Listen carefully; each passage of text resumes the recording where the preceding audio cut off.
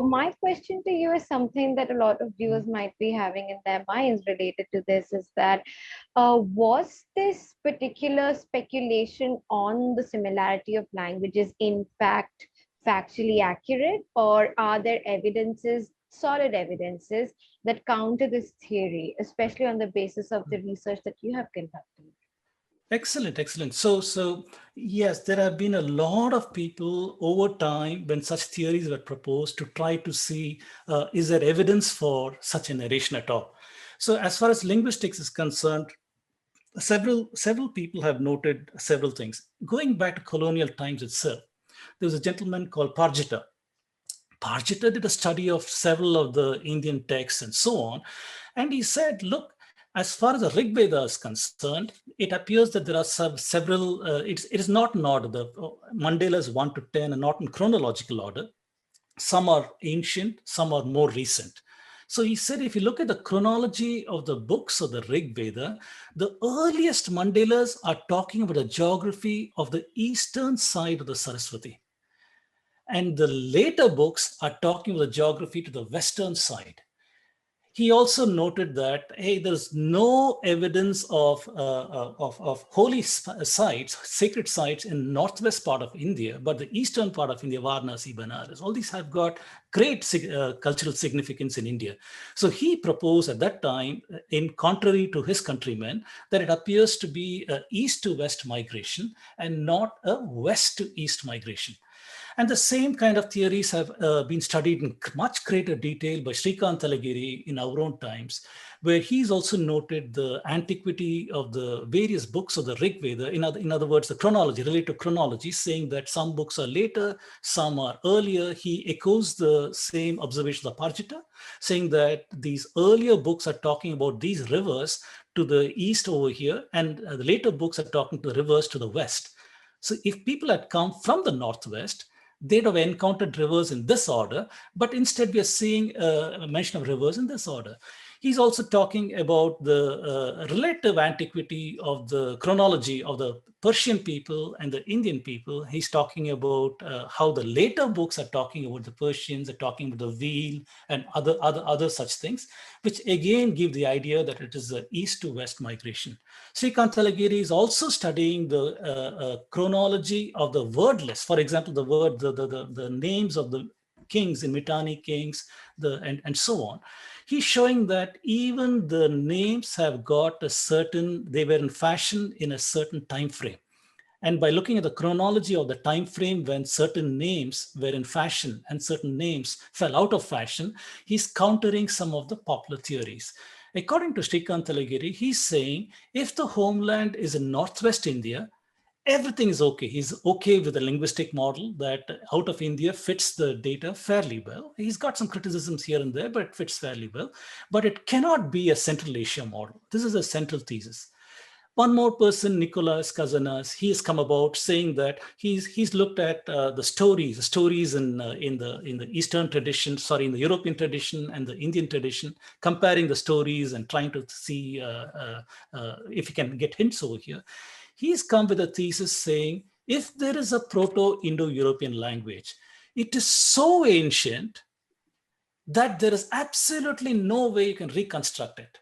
He's saying you cannot have data from any of the present day languages to reconstruct this PIE because it is simply so ancient. So he's calling all of the works that use PIE as utter rubbish. So that is a very, very strong conclusion from Kazanas.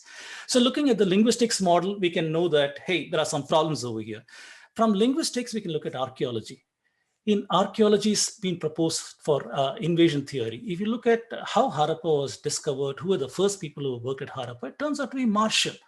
Marshall, when he proposed the theories at Harappa, at Mohenjo-daro, he said that there is evidence of habitation that starts somewhere around 3000, maybe 500 BCE. And he felt that the Harappan phase, Mohenjo-daro phase, ended by 2700 BCE or thereabouts, which is 1000 years before the alleged Aryans had come into India. So it turns out that after him, one more British archaeologist called Mortimer Wheeler, He came on the scene, and he's the one who advanced the date. He made the date from 2700 BCE, brought it down to 1500 BCE. He said that the Harappan culture existed from 3500 BCE to 1500 BCE in order to allow for the Aryan invasion theory to have come. That was a time when expedient readings of Rig Veda were also made. They were trying to find translations where they found snub-nosed dasas and other people who were conquered by Indra and his invading armies. Purandara, destroyer of forts. So it was Indra who came and destroyed all these settlements of Harappans, and this is the proof that Aryans had come into India. They started doing these things. That was followed by embellishment. More people came and embellished this whole thing by saying, yes, there is evidence of skeletons who have died over here. You see in the invasion, and the cities have been burned. Kosambi, for example, the father of Marxist historiography in India, Kosambi, who comes and says that evidence of destruction by primitive culture has destroyed a far superior culture that existed, and the conflict model coming in over here. All of this was rebutted from those times itself. For example, P.V. Kane, who came and said that there is no evidence of any such destruction, including others who came and said that the skeletons in question were found in different strata.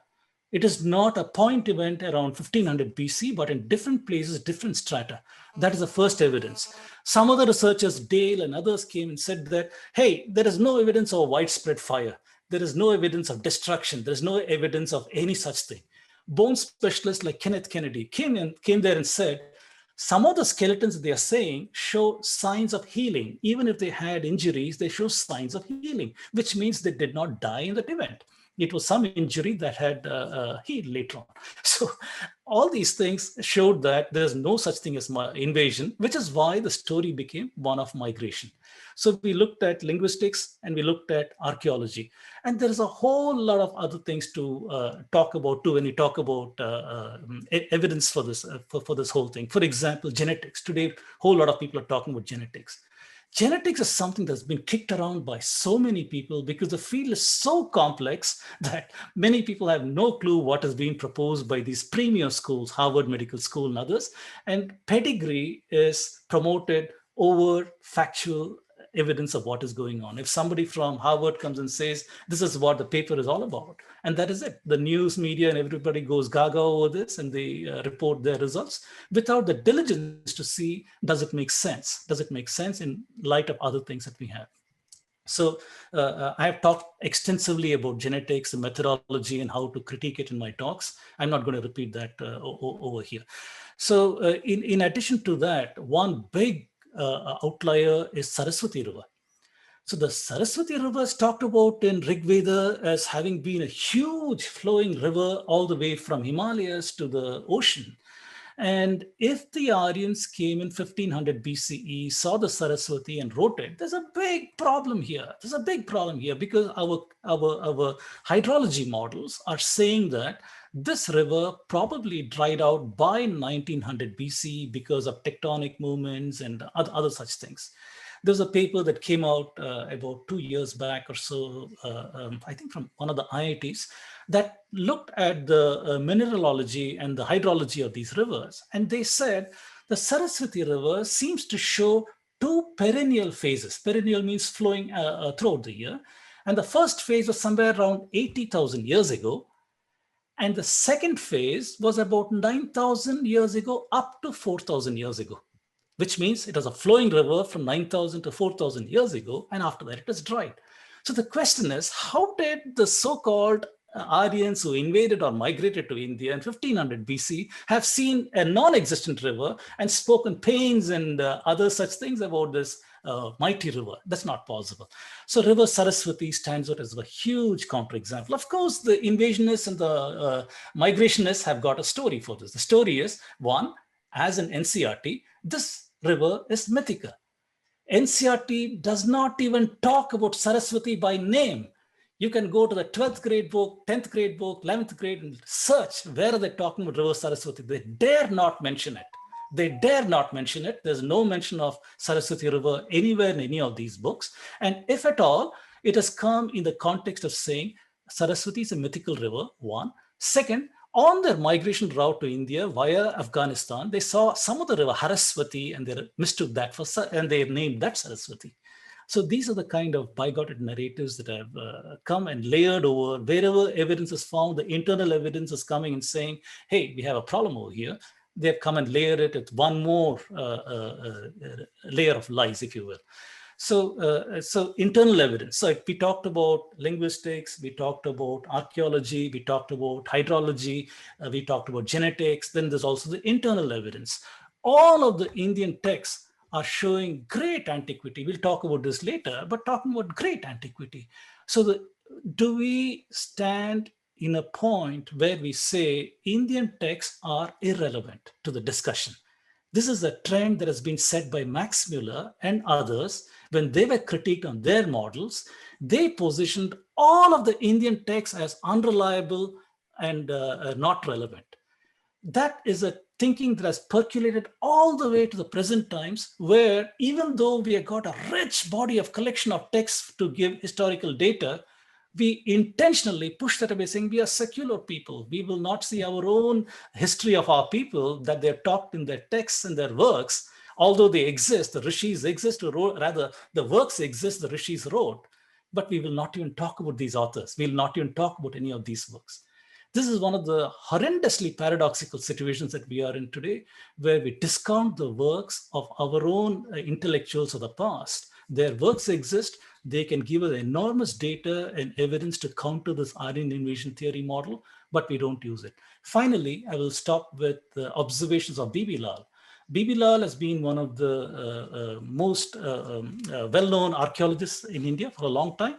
And initially, he worked with Wheeler. He was an apprentice under Wheeler, and he worked on Harappa archaeology and so on. And initially, he said that, looking at the painted graveware and all that pottery, there is no evidence that there is a war at Kurukshetra, and the pottery record only goes back to a certain phase in time. He was a darling of the Marxists when he initially said these things. But after a long career, he came out, changed his stance, and said that, look, there is no periodization in Indian history. If you're trying to say there is a Harappa period followed by a so-called Vedic period, that is bogus, he said, because there is every evidence that these are completely intertwined. He did not see a separation. He saw a continuity of the Indian civilization. He proposed several concepts like cultural continuity, things like the Namaste pose, which is found in terracotta figurines in Harappa. He's talking about some of the games, some of the agriculture. So many things can be observed where we have a continuity of civilization from the so-called Harappa times through the so-called Vedic times, which calls into question the periodization and everything. So, Divyanshi, there is a lot of evidence from various fields. It'll take a long time to go over each of them in detail. So I apologize that I've just rushed through some of these things. Hopefully it's coherent, what I said. Of course it is. So you don't need to worry about that at all. I mean, the kind of knowledge that people get from listening to you is so inestimable. It's beyond measure. So Oh, thank thank you so much for so beautifully encapsulating whatever you have researched and whatever the evidences are. Because you are so right when you say that we are not told these things in school. Because I mean, I'm graduating from school this year itself, you. and I have not been told a single of the things that you have mentioned. Oh, And I goodness. was so shocked to find, because till 1 or 2 years ago, I had no clue about all of this. So when I started reading, you were the first people I started following on social media to read up about how the Indian Aryan migration theory is so suspicious, etc. So that's when my mind started opening, that whatever we have been told, everything's a lie. And for a student, the realization that dawns upon the person is so magnanimous. It's so heavy and massive, that makes you question everything you studied so far. So like you said, that how they have completely mythologized every single evidence they can't disprove. So Right, Saraswati River, they just said it's mythical because they can't disprove that it wasn't true. I mean, so they're in their own world. They have concocted a new history for us right, to believe right, in. right. Please remember to subscribe to us and switch on the notifications for this channel. For our other social media links, more content, and to support our work, please visit citti.net. Dhanyavad. Namaskar.